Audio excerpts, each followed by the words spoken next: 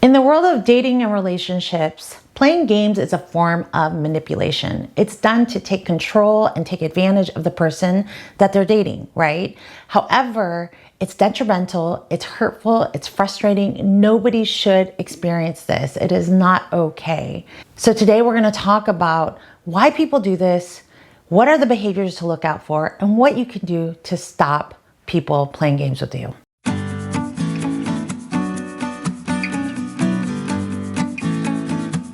And for more videos on how to take charge of your love life, hit the subscribe button and the notification bell.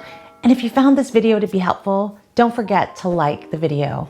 One of the first reasons why people play games is because they lack vulnerability. Let's say they really like you, right? But they're afraid that they're gonna get rejected or hurt. So instead of telling you that they really like you, they start pushing you away, testing you to see if you come back. It's a way for them to get affirmation that you still really like them. The second reason is a deep-rooted insecurity. The goal for them to play games with you is to keep you off balance so that they can control you. If you don't feel confident, then you can't leave them. And it's a very cruel and manipulative way to maintain control in a relationship. The third reason why people play games is because they have a fear of commitment. They want to keep you at a safe distance because when things get too serious, it scares them. So they start self-sabotaging to push you away so that they can maintain distance and have control over their emotions and their feelings. The fourth reason people play games is because of unhealed trauma. Hurt people hurt people. So they haven't processed their emotions, their feelings, they haven't processed all their traumas. And so getting someone to be close to them feels too overwhelming, feels too scary. And this is where you find avoidant behavior. They rather self-sabotage to string you along, but deep down inside, they really want a relationship, but they just don't know how to go about it in a healthy way. So many people broke my heart because of the game playing.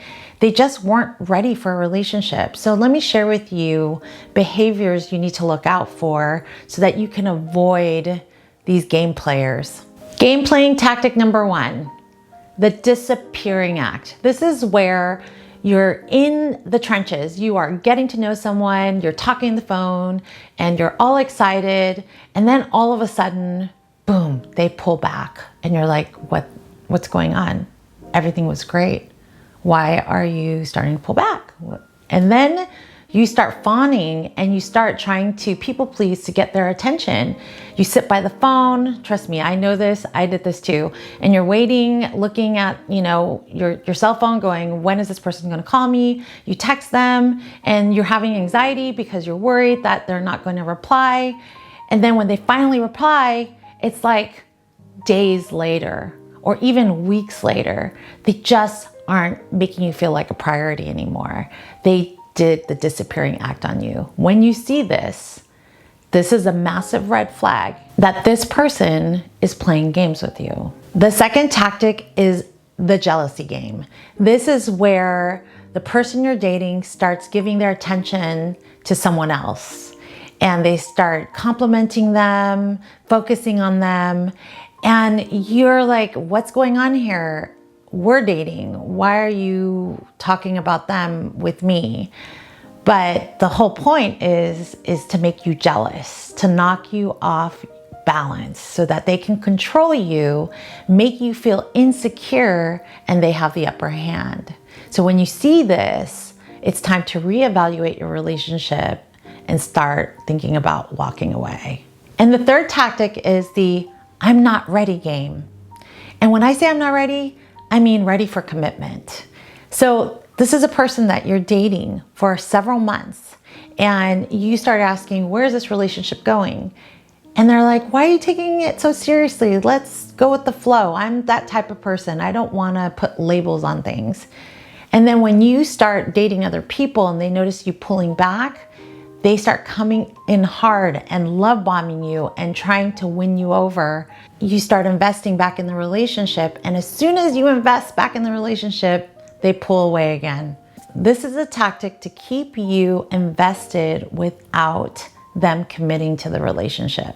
And it's a massive red flag. The fourth tactic is something that I can't stand because it happened to me a lot. It's the mixed signal game. It's the hot and cold, constantly leaving me on the hook, making me feel like they wanted a relationship with me, pretending when they hung out with me that they were fully invested. We would talk about the future, we would talk about our plans, and then guess what? It never came to fruition.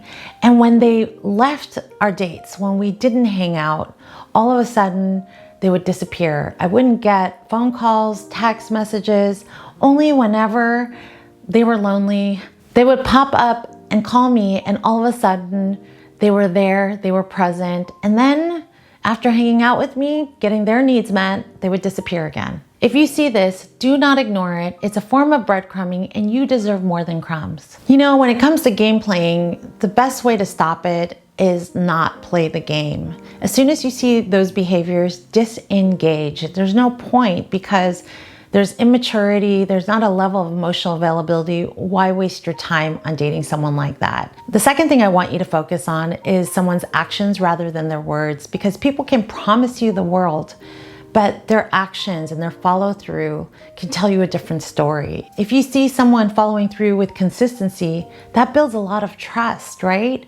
So that's important for you to look out for. And that's gonna stop you from attracting these type of game players. And the third thing is I want you to trust your intuition. If your gut is telling you something is off, this isn't right, believe it. Your intuition is usually right. Don't waste your time with people that are not transparent, that are not direct, that can't communicate their feelings. Go find someone emotionally available that can create an emotionally safe space for you.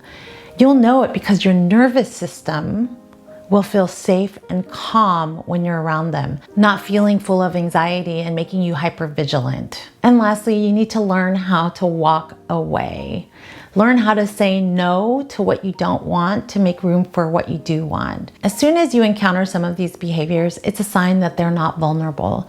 So you're not going to be able to build intimacy and a deep connection with this type of person anyways. You might as well walk away. If you're tired of people playing games, or you're struggling and you don't know how to be vulnerable and all you do is play games, I'm here to support you.